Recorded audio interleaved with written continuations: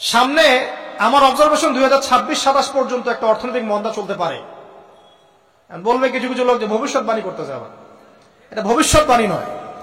আপনি বর্তমান সম্পর্কে খবর রাখেন না বলেই বর্তমানকে আপনার ভবিষ্যৎ মনে হচ্ছে। সম্মানিত উপস্থিতি, কেমন আছেন আপনারা? আলহামদুলিল্লাহ আলা কুল্লি হাল ওয়া ফি কুল্লি মাকান। যদিও বা বর্তমান প্রেক্ষাপটে একজন মুসলিম ভালো থাকতে পারে না। বর্তমান প্রেক্ষাপট এতই খারাপ, কিয়ামতের আলামতগুলো এমন ভাবে প্রকাশ হয়েছে এখন যে একজন ইমানদার মুসলিমের পক্ষে নিশ্চিন্তে থাকা আর ভালো থাকাটা খুব কষ্টকর। তারপরেও নবী সাল্লাল্লাহু আলাইহি ওয়াসাল্লাম আমাদেরকে দিক নির্দেশনা দিয়েছেন যে যখন ফিতনার যুগ আসবে, ফিতনার যুগ বলতে চতুর্দিক থেকে ফিতনার ফাসাদ। ফিতনা ফাসাদ কেমন? মানে আল্লাহ রাব্বুল আলামিন কোরআনে একটা বিষয় বলছেন, সমাজ তার উল্টা চলছে, এগুলো ফিতনা। নবী সাল্লাল্লাহু আলাইহি ওয়াসাল্লাম হাদিসে একটা বিষয় বলেছেন, সমাজ তার উল্টা চলছে, এর নাম ফিতনা। পরিবারে ফিতনা, ধর্মের মধ্যে ফিতনা, সমাজে ফিতনা, অর্থনীতিতে ফিতনা, এখন সংস্কৃতির মধ্যেও ফিতনা।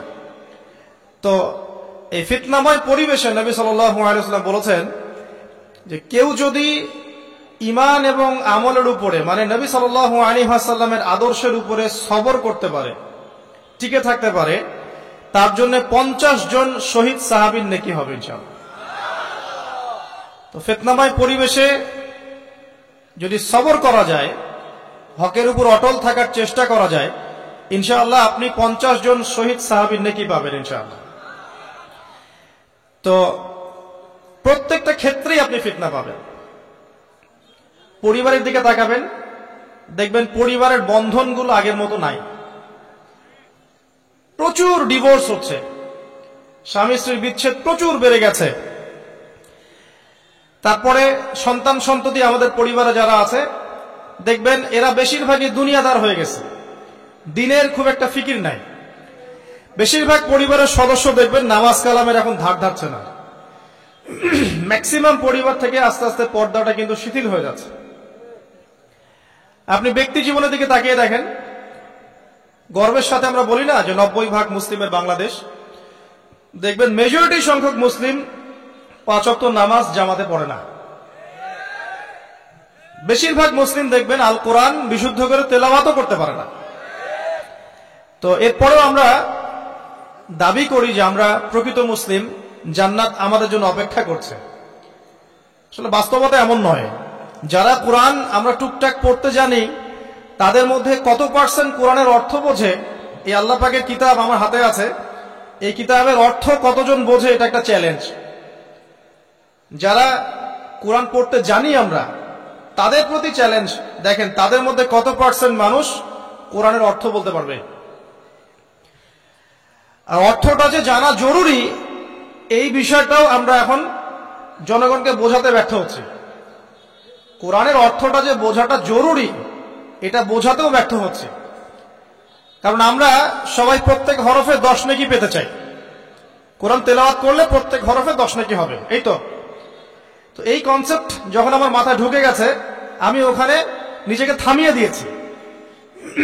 অর্থ বুঝে গবেষণা করলে এবং কোরআন কেন্দ্রিক জীবন ব্যবস্থা গড়লে যে আরো বেশি নেকি হয়, এটা আমার মাথায় নাই। প্রত্যেক হরফে 10 নেকি তো আপনি পাবেন তেলাওয়াত করলে, কিন্তু অর্থ বুঝে এর ভিতরে ঢুকলে, গবেষণা করলে এর মূল স্বাদটা পাওয়া যায়, এটা আমরা বুঝতে পারছি না। দেখবেন বেশিরভাগ মানুষ কোরআনের অর্থটা জানে না। আবার আমরা যারা টুকটাক ভাঙাচুরা অর্থ জানি, তারা আবার দেখবেন কোরআনের সমস্ত আদেশ মেনে চলতে পারছি না এবং কোরআনের সমস্ত নিষেধও বর্জন করতে পারছি না। সমস্যা কিন্তু এখানেও থেকে গেছে। আবার কোরআনের ব্যাখ্যায় আছে হাদিস। তো এই হাদিসকে কেন্দ্র করে কোনো বিভ্রান্তির সুযোগ ছিল না, কিন্তু এখানেও আমরা বিভিন্ন জাল এবং মানে বানোয়াট হাদিসের উপর আমলও শুরু করেছি। হাদিসের নামে এমন অনেক কিছুই চলছে সমাজে যেগুলোর সাথে হাদিসের কোনো সম্পর্ক নাই। আমি বলতে চাচ্ছি যে হাদিসের নামে আবার সমাজে এমন অনেক আমল চালু আছে যেগুলোর সাথে আবার হাদিসের কোনো সম্পর্ক নাই। তো দেখুন, ধর্মের মধ্যে সমস্যা থেকে গেছে। আবার আমরা সবাই মুসলিম, আমাদের সবার ইউনাইটেড থাকার কথা। মুসলিম একটা জাতি, তাদের আল্লাহ একজন, রাসূল একজন, কিবলা এক, তাদের সবার মধ্যে একটা ইউনিটির কথা ছিল। কিন্তু আমরা ধর্মতাত্ত্বিক ভাবে এবং পলিটিক্যালি আমরা বিভিন্ন দলে বিভক্ত এবং আপোষের মধ্যে মিল মহব্বত কম। বাইরে হয়তো আমরা বলি যে আমি একজন ধর্মতাত্ত্বিক দলের সদস্য, সে আরেকটা ধর্মতাত্ত্বিক সংগঠনের সদস্য, সে আরেকটা মানহাজ ফলো করে, সে আরেক জামায়াতের, সে আরেক তরিকার ইত্যাদি। আমরা সবাই এক, যদি আমরা বাইরেই কথাটা বলি, কিন্তু অন্তর থেকে কিন্তু আমাদের এই বিষয়টা আসছে না। যদি আসতো তাহলে উম্মার আজকে এই অবস্থা হতো না। তো দেখুন, ধর্মকেন্দ্রিক অনেক প্রবলেম থেকে গেছে এখনো। আবার আল্লাহ রাসূল সাল্লাল্লাহু আলাইহি ওয়াসাল্লাম হাদিসের মধ্যে এবং আল্লাহ পাক কোরআনের মধ্যে ধর্ম নিয়ে বাড়াবাড়ি করতে নিষেধ করেছেন। ধর্ম নিয়ে বাড়াবাড়ি করো না, তোমরা নিজেদের ধর্ম পালন করো। তা আমরা নিজের ধর্ম যতটা না পালন করি, অন্যের ধর্মের দিকে আঙ্গুলটা তার চেয়ে বেশি তুলি। আমরা আগে নিজের রিলিজিয়নটাকে ঠিক মতো পালন করি, দেখবেন সমাজ ঠিকই পরিবর্তন হয়ে গেছে ইনশাআল্লাহ। তো আমি একটা ধর্ম পালন করি বলে অন্য ধর্মের মানুষের প্রতি বিদ্বেষ পোষণ করতে হবে বা তাদের উপর ঘৃণার মনোভাব প্রকাশ করতে হবে, এটা আল্লাহ পাক শেখান নাই, তার রাসূল শেখান নাই। আল্লাহ এবং তার রাসূল কি শিখিয়েছেন? ইসলামের সত্য বিষয়টাকে আপনি সবার সামনে উপস্থাপন করবেন, যার ইচ্ছা হবে সে কবুল করবে, যার ইচ্ছা হবে সে অস্বীকার করবে। যার যার কবরে শেষে যাবে, যার যার হিসেব শেষে দিবে। চাপিয়ে দেওয়ার সিস্টেমটা ইসলামের মধ্যে নাই। এখন আসেন, পরিবারের আপনাকে ফেতনা কিছু বললাম। অর্থনীতির জীবনে যাবেন, ব্যবসা বাণিজ্যের মধ্যে যান, দেখেন বেশিরভাগ কালোবাজারি করছে, সিন্ডিকেট করছে, মজুদদার মাপে কম দিচ্ছে, জনগণকে ঠকাচ্ছে, করছে না? এগুলো পলিটিক্যাল ফিতনা, এগুলো ইকোনমিক্যাল ফিতনা। তারপরে আপনি আরো দেখবেন ইকোনমিক সেক্টরে রিবা ভর্তি, সুদ। রিবা মানে কি? সুদ, রিবা দিয়ে ভর্তি। ঘুষ ছাড়া কাজ হচ্ছে না, ঠিক আছে? অন্যের সম্পদ আত্মসাৎ না করলে আমাদের পেটের ভাত হজম হচ্ছে না। তো এই যে দুর্নীতি বলেন, ঘুষ বলেন, রিবা বা সুদ বলেন, হ্যাঁ, তারপরে কালো বাজারি বলেন, কালো টাকা সাদা করার টেন্ডেন্সি বলেন, পাচার বলেন, সবগুলো অর্থনৈতিক ফিতনা। এগুলো হচ্ছে কি? অর্থনৈতিক ফিতনা। আর বিশ্বের ফিতনা তো পরে, ওটা তো বলার অপেক্ষা রাখে না। মানে বিশ্বের সবচেয়ে বড় ফিতনা ছিল দ্বিতীয় বিশ্বযুদ্ধ। তার আগে একটা হয়েছে প্রথম বিশ্বযুদ্ধ, যেখানে প্রায় কয়েক কোটি মানুষ মারা গেছে, আর সেকেন্ড ওয়ার্ল্ড ওয়ারে আরো বেশি মানুষ মারা গেছে। তো এখন বিশ্বকে ঠেলে দেওয়া হচ্ছে একটা থার্ড ওয়ার্ল্ড ওয়ারের দিকে। মানে যে কোনো সময় একটা তৃতীয় বিশ্বযুদ্ধের আশঙ্কা করছেন এখনকার যারা মিলিটারি অ্যাফেয়ার্স নিয়ে পড়াশোনা করেন, ওয়ার্ল্ড অ্যাফেয়ার্স নিয়ে পড়াশোনা করেন, তারা এগুলো বলতে পারবেন ভালো। বিশ্বকে একটা খাদ্য মন্দার দিকে ঠেলে দেওয়া হচ্ছে, বিশ্বকে একটা দুর্ভিক্ষের দিকে ঠেলে দেওয়া হচ্ছে। এবং মহামারীর মধ্য দিয়ে অলরেডি কিন্তু আমাদের বিভিন্ন দেশের ইকোনমিক অবস্থা ভালো না, তার উপরে খাদ্য সংকট, তার উপরে যে বৈশ্বিক যুদ্ধগুলো, আমদানি রপ্তানি বন্ধ হয়ে যাচ্ছে, তেল গ্যাসের দাম বেড়ে যাচ্ছে, জনগণ হাহাকার করছে। এই পলিটিক্যাল গ্লোবাল অ্যাফেয়ার্স এর ফিতনা এগুলা। তা আপনাকে এই জন্যই প্রথমে আমি একটা কথা বললাম যে ফিতনাময় একটা পরিবেশে একজন মুমিন যার অন্তর্দৃষ্টি আছে, যে কোরআন এবং সুন্নাহ দিয়ে এই বিশ্বের এই রহস্যগুলো উদ্ঘাটন করতে পারে, সে ভালো থাকতে পারে না। তার মনটা সবসময় কিন্তু মানে ব্যাকুল থাকবে যে কিভাবে এইসব সমস্যা থেকে নিজে উত্তরণের পথ খুঁজতে পারি, আর আমার পরিবারকে বাঁচাতে পারি, আর আমার জনগণকে বাঁচাতে পারি। আর যদি আপনি আত্মকেন্দ্রিক হন, স্বার্থপর হন, তাহলে নিজের চটকায় তেল দিবেন, নিজে ভালো থাকলেই বাপের নাম। তো দেখুন, এই জামানার কথাই নবীজি বলছেন সাল্লাল্লাহু আলাইহি ওয়াসাল্লাম, তোমাদের সামনে এমন একটা যুগ আসছে, নবীজি বলছেন জামানা সাবরিন, কঠিন জামানা, যে জামানায় ঈমান নিয়ে চলাটা হবে হাতের মধ্যে আগুন নিয়ে চলার মতো। নবীজি বলছেন ওই সময়ে, সাহাবী জিজ্ঞাসা করছেন, ইয়া রাসূলুল্লাহ, আমি ওই সময় কি করব? ওই সময় আমি কি করব? আমাকে কি পরামর্শ দিচ্ছেন? নবী সাল্লাল্লাহু আলাইহি ওয়াসাল্লাম বলছেন, হে আমর ইবনে আস, তুমি ওই সময় বাড়িতে অবস্থান করো, বাসায় থাকো, বিনা প্রয়োজনে বাড়ির বাইরে এসো না। ওই সময় তুমি নিজের পাপের জন্য আল্লাহর কাছে ক্রন্দন করতে থাকো, বিনা প্রয়োজনে বাড়ির থেকে বের হয়েও না। আর মানুষের সাথে এত বেশি মেলামেশা করো না, নিজে তোমার আমল তোমার গুনাহ নিয়ে ব্যস্ত থাকো, তোমার পাপের জন্য আল্লাহর কাছে কান্নাকাটি করো, ইনশাআল্লাহ তুমি নাজাত পেয়ে যাবে। এটা একটা অপশন, মানে ফিতনাময় পরিবেশে আপনি কিভাবে বাঁচবেন এটা একটা অপশন। আরেকটা হাদিসে গিয়ে নবী সাল্লাল্লাহু আলাইহি ওয়াসাল্লাম বলছেন যে যখন এমন ফিতনাময় পরিবেশ আসবে তখন যদি তোমরা এই আমর বিল মারুফ নাহি আনিল মুনকার, সৎ কাজের আদেশ অসৎ কাজের নিষেধ, আমার সুন্নতের উপর অটল থাকতে পারো, তাহলে তোমরা 50 জন শহীদের নেকি পাবে। সাহাবায়ে কেরাম বলছেন, ইয়া রাসূলুল্লাহ আমিনহুম আও মিন্না, তাদের মধ্যে 50 জন নাকি আমাদের মধ্যে 50 জন শহীদ? নবী করিম সাল্লাল্লাহু আলাইহি ওয়াসাল্লাম বলছেন, বাল মিনকুম, বরং তোমাদের মধ্যে 50 জন শহীদ। এটা অপশন নাম্বার 2।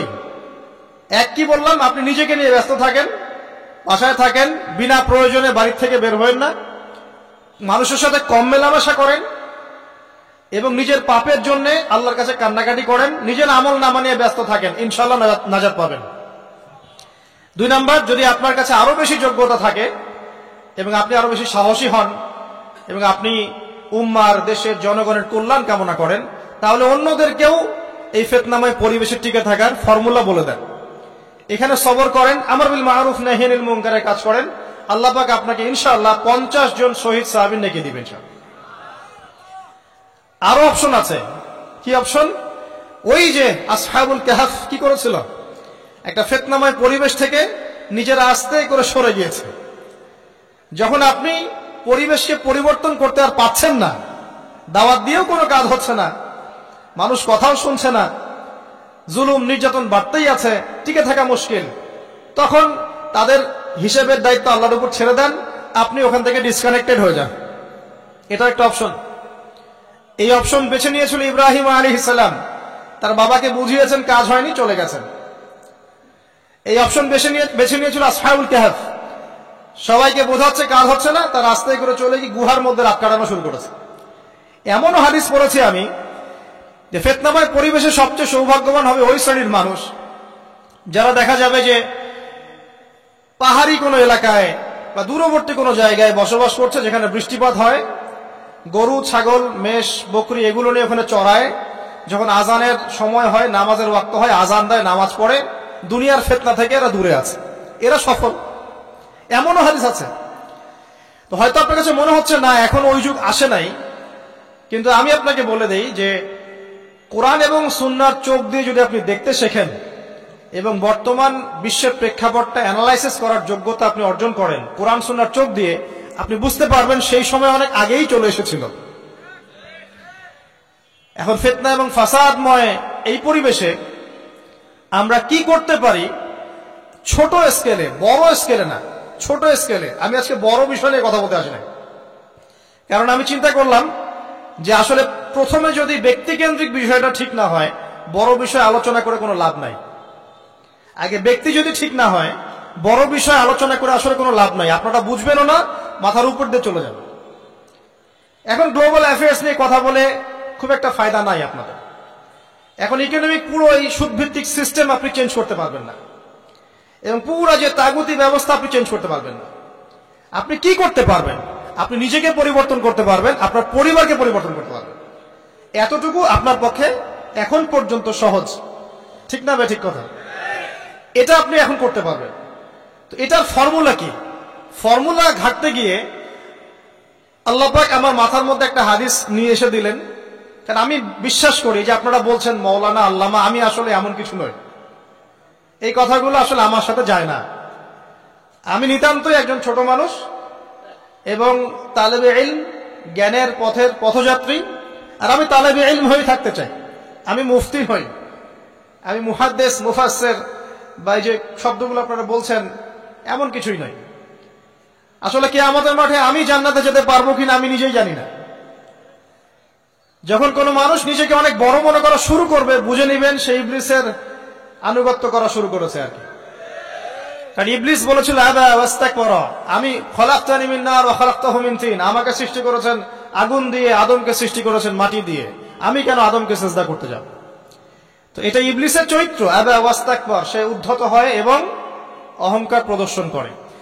তো আমি মনে করি যে আমি কিছু বলি না, আল্লাহ রাব্বুল আলামিন আমাকে বলার তৌফিক দেন মাত্র, আলহামদুলিল্লাহ। তা আমার মাথায় একটা হাদিস আসছে, সকাল থেকে ঘুরছে। সেটা হচ্ছে, দেখুন, বারা ইবনে আযিব রাদিয়াল্লাহু আনহু থেকে বর্ণিত হাদিসটা আসছে এবং হাদিসটা বিশুদ্ধ।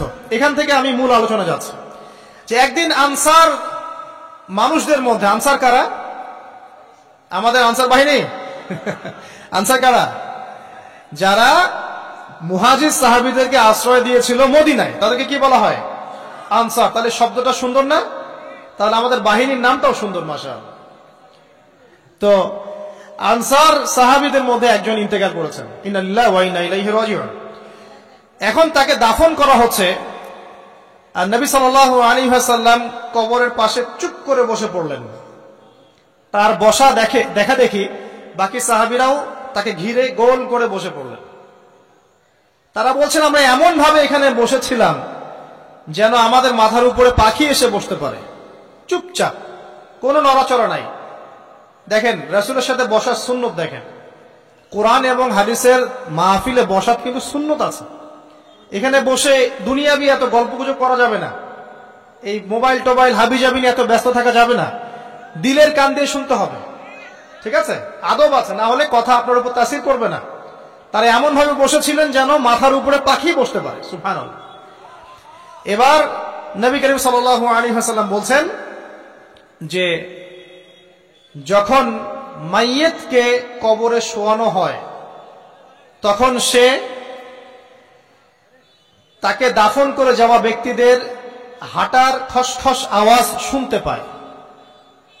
এরপরে তাকে যখন শুইয়ে দেওয়া হয়, সে যদি মুমিন ব্যক্তি হয় তাহলে তার মাথার দিকে তার সালাত এসে দাঁড়িয়ে যায়। দুনিয়াতে আপনি যে নামাজগুলো পড়েছেন, আমি যে নামাজগুলো পড়ছি, এগুলো মাথার দিকে দাঁড়িয়ে যায়। ডান দিকে চলে আসে তার সওম, সওম মানে কি?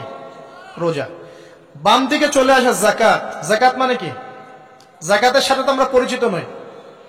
আমরা ওই যে রাস্তাঘাটে যে দান খয়রাত গুলো উঠানো হয়, এগুলোর সাথে খুব পরিচিত, তাই না? কত টাকা, কত পয়সা, কি কি গান করে আর টাকা কালেকশন করে না? অনেক সময় দেখা যায় রাস্তায় যাচ্ছি আমরা গাড়ি নিয়ে, পারলে গাড়ির সামনে এসে হুমড়ি খেয়ে পড়বে টাকা নেওয়ার জন্য। এইভাবে টাকা কালেকশন করতে কে শিখিয়েছে ইসলামে? আর আমরা অনেক সময় ছোট ছোট বাচ্চাদেরকে দিয়ে, মাদ্রাসার ছোট ছোট বাচ্চাদেরকে দিয়ে টাকা কালেকশন করাই। এটা ঠিক না। কেন ঠিক না জানেন? ছোটবেলা থেকেই ওর ব্যক্তিত্ব নষ্ট হচ্ছে। এই হাতটা উত্তম না এই হাতটা উত্তম? উপরের হাত উত্তম, নিচের হাত উত্তম? তো ছোটবেলা থেকে সে নিচের হাতে অভ্যস্ত হচ্ছে।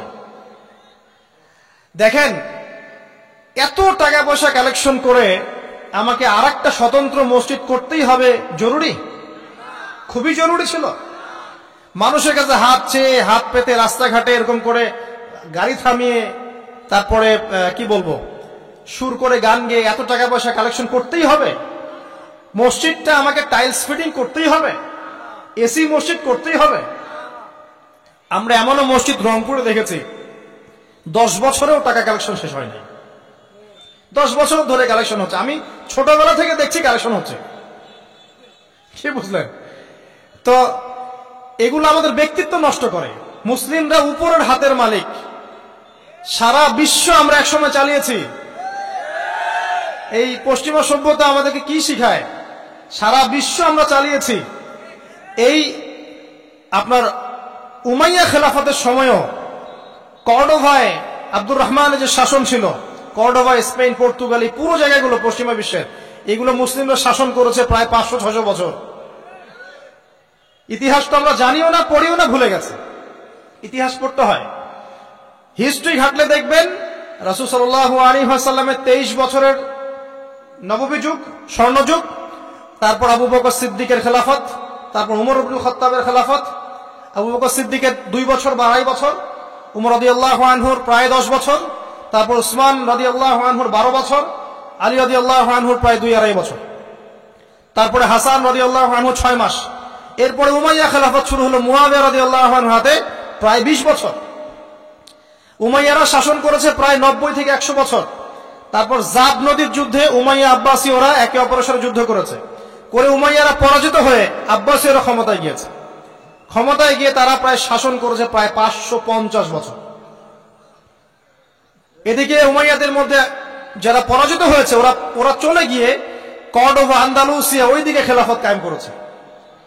তারপরে আবার এদিকে ফাতেমি খেলাফত ছিল, উসমানীয় খেলাফত ছিল, তারপরে মিশরে তুলুনি একটা রাজবংশ ছিল, আমাদের সাবকন্টিনেন্টে মোগলরা ছিল, সারা বিশ্বে আমরাই ছিলাম। ইতিহাস তো ভুলে গেছে। তা আমরা সবসময় উপরের হাত ছিলাম, উপরের হাত আমরা দিতাম, মানুষ নিত। আর এখন কি হয়েছে? আমরা এখানে আমরা চাই, মানুষ দেয়। আর ওরা কি এমনি দেয়? ওরা চড়া সুদ দিবে না? ওয়ার্ল্ড ব্যাংকে যান লোন নিতে, চড়া সুদ, মানে এই সুদ শোধ করতে গিয়ে বিভিন্ন দেশ শ্রীলঙ্কা হয়ে যাচ্ছে। সুদ তো শোধ করতে হবে, এমনি তো আপনাকে আর এগুলো দিবে না। তো এই সুদটা শোধ করতে গিয়ে আমাদের জিনিসপত্রের দাম বেড়ে যাবে, তারপরে দেখবেন জনগণের উপর কর বেড়ে যাবে, অনেক প্রবলেম। আর এই প্রবলেমগুলো ফেস করতে হবে কি কারণে? রিবা বা সুদের কারণে। তো এই যে বলছি, দেখেন ছোটবেলা থেকেই যে আমরা নিচের হাতে অভ্যস্ত হচ্ছি, এটা ত্যাগ করতে হবে। ব্যক্তিত্বের পরিচয় দেন। এত টাকা পয়সা চেয়ে প্রতিষ্ঠান করার দরকার নাই। আমার জমি আছে 1 বিঘা, আমি প্রতিষ্ঠান করবো ইনশাআল্লাহ। আপনার 2 বিঘা আপনি করেন, যার সামর্থ্য আছে সে করবে, সামর্থ্য নেই করার দরকার নেই। আর একটা মসজিদ যদি কবুল হয়, একটা মসজিদ একটা জেলার জন্য যথেষ্ট। একটা মসজিদ নববী থেকে নবী সাল্লাল্লাহু আলাইহি ওয়াসাল্লাম সারা দুনিয়া শাসন করেছে। আর আমাদের দাম কোটি কোটি মসজিদ বাংলাদেশে। এই যুগের কথাও নবীজি বলেছেন, যে যুগে মসজিদগুলো চাকচিক্যময় হবে, মসজিদগুলো কি হবে? চাকচিক্যময় হবে, হেদায়েত উঠে যাবে, এবং মসজিদের মধ্যে শোরগোল হট্টগোল বেড়ে যাবে। দেখেন না মসজিদে হট্টগোল বেড়ে গেছে না? এটা সেই যুগ। তো যেটা বলছিলাম প্রিয় ভাইরা, যে নিচের হাতে অভ্যস্ত না, উপরের হাতে অভ্যস্ত হতে হবে। এই কারণে এই যে একটা হাদিসের কথা শুরু করলাম, যে আনসার সাহাবী কারা ছিল? যারা মুহাজির সাহাবীদেরকে আশ্রয় দিয়েছে। এখন এই সাহাবীদের মধ্যে একজন ইন্তেকাল করেছে, তার লাশ যখন রাখা হচ্ছে তখন নবীজি বলছেন, মাথার দিকে মাইয়েতের আসে কি? সালাত। সালাত মানে কি? নামাজ। 5 ওয়াক্ত নামাজ আজকে থেকে ছাড়বেন? ওয়াদা করেন আজকে থেকে 5 ওয়াক্ত নামাজ ছাড়বো না ইনশাআল্লাহ। একটা হাদিস খালি বলি, মান তারাকা সালাতান মুতাআম্মিদান ফাকাদ কাফারা, মান তারাকা সালাতান মুতাআম্মিদান ফাকাদ কাফারা। আবার শুনেন, قال رسول الله صلى الله عليه وسلم من ترك صلاة متعمدا فقد كفر। আর মুয়াজ বিন জাবাল রাদিয়াল্লাহু আনহু কে নবীজি বলেছেন, মান তারাকা সালাতা মুতাআম্মিদান ফাকাদ বারিয়াত মিন জিম্মাতিল্লাহ। যে ব্যক্তি নিজের উপর ফরজ নামাজ ছেড়ে দিল, সে কুফরি করলো। মুয়াজ বিন জাবালকে নবী সাল্লাল্লাহু আলাইহি ওয়াসাল্লাম বলছেন, যে ব্যক্তি ফরজ নামাজ ইচ্ছা করে ছেড়ে দিল, সে ব্যক্তি আল্লাহর জিম্মা থেকে মুক্ত হয়ে গেল। নামাজ ছাড়বেন প্রিয় ভাই, জামাতের সাথে ইনশাআল্লাহ। আল্লাহ আমাকে তৌফিক দেখ, আপনাদের সবাইকে তৌফিক দান করুন, আমিন। জামাত যদি না পান, একা পড়ে নেবেন, ঠিক আছে? যদি ঘুমিয়ে থাকেন, ঘুম থেকে উঠে পড়বেন। ভুলে গেছেন, যখন মনে হবে তখন পড়বেন। ওযু করার পানি নাই, কি করবেন? তায়াম্মুম করবেন। তায়াম্মুমেরও কিছু নাই, আপনার কোনো কাপড়ই নাই, সতর ঢাকার কোনো কাপড়ই নাই, কি করবেন? বসে নামাজ পড়বেন, ওই অবস্থাতে। এটা কোনো মাফ নাই। মানে আপনার ওযু করার কোনো পানি নাই, তায়াম্মুমের কিছুই নাই, কাপড়ও নাই সতরে, তখনও নগ্ন হয়ে বসেই নামাজ পড়তে হবে, মাফ নাই। যখন শোয়ানো হবে, মাথা থেকে কি থাকবে? সালাত। তাহলে আমরা যারা ফরজ সালাত এখন আদায় করছি না, আজকে তওবা করেন, বলেন আস্তাগফিরুল্লাহ আল্লাযী লা ইলাহা ইল্লা হুয়াল হাইয়ুল কাইয়্যুম ওয়া আতুবু ইলাইহি। হে আল্লাহ, আমরা তওবা করছি, সারা জীবনে যত নামাজ পড়ি নাই, এই সমস্ত নামাজ না পড়ার পাপ থেকে তোমার কাছে তওবা করছি। ঠিক আছে? এটা আস্তাগফিরুল্লাহর অর্থ নয়, আমি বাংলায় বললাম। আর যদি নামাজ কাজা করে আদায় করে দিতে পারেন, আলহামদুলিল্লাহ, খুবই ভালো হয়। যদি নাও পারেন, তাও এখন থেকে আর কোনো নামাজ বাদ দিয়েন না, আর বেশি নফল নামাজ পড়ার চেষ্টা করেন। আল্লাহ পাক তৌফিক এনায়েত করুন। আসুন তারপরে ডান দিকে কি? সওম। সওম মানে কি? রোজা। রমজান মাসে রোজা রাখি সবাই তো মাশাআল্লাহ, আলহামদুলিল্লাহ। রমজান মাসে সওম রাখার পাশাপাশি বেশি বেশি নফল সওম রাখার ব্যাপারে অভ্যস্ত হওয়ার চেষ্টা করতে হবে। সবচেয়ে সেরা সওমগুলো হচ্ছে মাসের 3 দিন, আইয়ামে বীজের সওম, চাঁদের 13, 14 এবং 15 তারিখ। আর সপ্তাহে 2 দিন, সেটা হলো বৃহস্পতিবার এবং কি? সোমবার। আল্লাহ পাক তৌফিক দান করুন, আমিন। এছাড়া আরাফার সওম আছে, আশুরার সওম আছে, ঠিক আছে। জিলহজ মাসের প্রথম 10 দিন রাখতে পারেন, ইত্যাদি। এবার বাম দিকে কি? যাকাত। যেটা বলছিলাম, যাকাতের সাথে আমরা খুব একটা পরিচিত নই, অথচ যাকাত একটা ফরজ ইবাদত। কেউ যদি নামাজ এবং যাকাতের মধ্যে পার্থক্য করে, সে ব্যক্তি কাফের হয়ে যাবে। কেউ যদি মনে করে নামাজ আমি মানি, যাকাত আমি মানি না, তাহলে কাফের হয়ে যাবে। নিসাব পরিমাণ সম্পদ হলে প্রত্যেক মুসলিমের উপর যাকাত ফরজ, ঠিক আছে। এবং এই যাকাতই হচ্ছে আপনার ইসলামিক অর্থনীতির মূল ভিত্তি। যাকাত ইসলামিক অর্থনীতির মূল ভিত্তি। কিভাবে জানেন? ব্যবসা এবং যাকাত এটা কি করে? এটা একটা মার্কেটের মধ্যে সম্পদ ঘুরতে থাকে। আমি বুঝাচ্ছি আপনাকে। মনে করেন আপনি ব্যবসা করছেন এবং যাকাত দিচ্ছেন। যাকাত কারা দিবে? যারা যাকাতের নিসাব পরিমাণ সম্পত্তি রাখে, মানে কিছুটা ধনী তারা। তো তারা ব্যবসা করছে মাশাআল্লাহ। ব্যবসা যখন করে, ব্যবসায় কি থাকে? লাভ থাকে, লস থাকে, লাভ থাকে, লস থাকে। লাভও হতে পারে আপনার, লসও হতে পারে। আর সুদে কি? শুধু লাভ, লস আছে, লস নাই। পার্থক্য বোঝেন। এখন ব্যবসা যখন আপনি করবেন, এই টাকা বা মূল যে ক্যাপিটাল যেটা বলে অর্থনীতির ভাষায়, এটা মার্কেটের মধ্যে সার্কুলেট করতে থাকবে। আজকে আপনি ধনী, লাভ করেছেন, কালকে লস করবেন, এই ধন আরেকজনের হাতে চলে যাবে। সে আবার ব্যবসা করছে, সে লাভ করলে সম্পদ তার হাতে থাকলো, লস করলে আরেকজনের হাতে। মানে এই মানিটা, ক্যাপিটাল যেটা, এটা মার্কেটের মধ্যে ঘুরতে থাকে, ঘুরতে থাকে। আজকে কেউ ধনী, কালকে কেউ ধনী, আজকে কেউ ফকির, কালকে কেউ ধনী, এভাবে। এখানে আল্লাহ পাক যাকে ইচ্ছা হয় ধন দেন, যাকে ইচ্ছা হয় দরিদ্র করেন। এটা আল্লাহ পাক নিয়ন্ত্রণ করেন। আবার এর মধ্যে যারা ধনী হবে তারা আবার যাকাত দিবে। কাকে যাকাত দিবে? যে গরিব তাকে। এই কারণে অর্থনৈতিক সাম্য থাকবে এবং টাকা, ক্যাপিটাল মার্কেটে সার্কুলেট করতে থাকবে। এটা হচ্ছে ইসলামিক ইকোনমিক্স। বুঝাতে পারছি না মনে হয়। আর রিবাই কি হবে? রিবাই কোনো লসের চান্স নাই। মানে এখানে ধনী আরো ধনী হতে থাকবে, গরিব আরো গরিব হতে থাকবে, প্লাস যাকাতও দিবে না। তখন সমাজের একটা অংশ অনেক ধনী হবে, আর একটা অংশ একদম মাটিতে পড়ে যাবে, কোনো ব্যালেন্স হবে না। এই কারণে বিশ্বের একটা অংশ, ওই বিশ্বের একটা বড় অংশ যারা সুদখোর, যেখান থেকে সুদ এসেছে, ওইটা আস্তে আস্তে ধনী হয়ে গেছে এবং বিশ্বের বহু কান্ট্রি আস্তে আস্তে দারিদ্র্য সীমার নিচে চলে আসছে। এটা শুধু ব্যক্তির ক্ষেত্রেই নয়, এটা সমাজের ক্ষেত্রেই নয়, পুরো বিশ্বেটা হচ্ছে। তো এই হলো রিবা এবং ব্যবসা ভিত্তিক, যাকাত ভিত্তিক ইকোনমিক সিস্টেমের পার্থক্য, বেসিক ডিফারেন্স। রিবার মধ্যে আল্লাহ পাক তার হাত উঠিয়ে নেন, আল্লাহ পাক সেখানে আর ইন্টারফেয়ার করেন না। ঠিক আছে, সুদ খাচ্ছ, তুমি তোমার মতো চলো এখন। আর ব্যবসা ভিত্তিক ইকোনমিক্স চললে আল্লাহ পাক সেখানে কাউকে ধন দিবেন, কারো কাছ থেকে নিবেন। আপনার ধন নিয়ে আমাকে দিবেন, আমার ধন নিয়ে আপনাকে দিবেন। আর আমি যদি ধনী হই, আমি আবার যাকাত দিব, সেই যাকাতের টাকা আবার আপনার হাতে যাবে, কেউ না খেয়ে মরবে। তো সামনে এই যে বলা হচ্ছে 2023 সাল, শুধু 23 সাল না, আমার অবজারভেশন 2026-27 পর্যন্ত একটা অর্থনৈতিক মন্দা চলতে পারে। বলবে কিছু কিছু লোক যে ভবিষ্যৎবাণী করতেছে। আবার এটা ভবিষ্যৎবাণী নয়। আপনি বর্তমান সম্পর্কে খবর রাখেন না বলেই বর্তমানকে আপনার ভবিষ্যৎ মনে হচ্ছে। আমাদের অনারেবল মিনিস্টার যারা আছেন ওদেরকে জিজ্ঞাসা করেন, তাদেরকে জিজ্ঞাসা করেন, তারাও বলছেন যে 2023 সাল থেকে 26 সাল খাদ্য মন্দার মধ্যে যাবে। দেখেন নাই? তারা এই কথা বলছেন কারণ তারা বুঝতে পারছেন ওয়ার্ল্ডের অবস্থা ভালো না। এখানে একটা সলিউশন বলছে, ইচ্ছা হলে আপনি গ্রহণ করতে পারেন, ইচ্ছা হলে নাও করতে পারেন। আমার তো চাপিয়ে দেওয়ার কোনো ক্ষমতা নাই। ফাযাক্কির ইন্নামা আনতা মুযাক্কির, আপনি শুধু উপদেশদাতা। লাস্তা আলাইহিম বিমুসাইতির, আপনি কারো প্রতি দারোগা নন। কি উপদেশ? এই যে যাকাত, যেটা যাকাত, আমাদের যাকাত যেটা আছে, এটাকে একটু বড় পরিসরে কালেক্ট করার চেষ্টা করতে হবে। করে যদি আমরা সুষ্ঠু বন্টন করতে পারি গরিবদের মাঝখানে, ইনশাআল্লাহ কেউ খাদ্য অভাবে মারা যাবে না ইনশাআল্লাহ। আল্লাহ পাক আমাদেরকে বোঝার তৌফিক দান করুন। এর পাশাপাশি তারা যেটা বলেছেন, ইকোনমিক সেকশনের লিডার যারা আছে তারা যেটা বলছেন এটা ঠিক বলছেন। তারা বলছেন কৃষিভিত্তিক অর্থনীতির কথা বলছেন, এটার সাথে আমি 100% একমত। কারণ আল্লাহ পাকের কোরআন, এই কোরআনের মধ্যে বেশিরভাগ যে অর্থনীতির কথা এসেছে তা হচ্ছে কৃষিভিত্তিক অর্থনীতি। এটা কি জানেন? হয়তো জানেন না। কোরআনে যত ইকোনমিক সিস্টেমের কথা আসছে তার মধ্যে সবচেয়ে বেশি এসেছে কৃষিভিত্তিক অর্থনীতির কথা, তারপর ব্যবসা এবং যাকাত।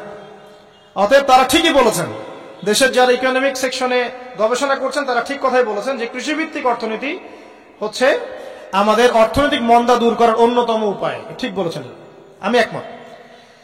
তো যাকাত, যেটা কথা বলছিলাম, বাম দিকে যাকাত আসবে, তো যাকাত আমরা দিব তো ইনশাল্লাহ ভাই?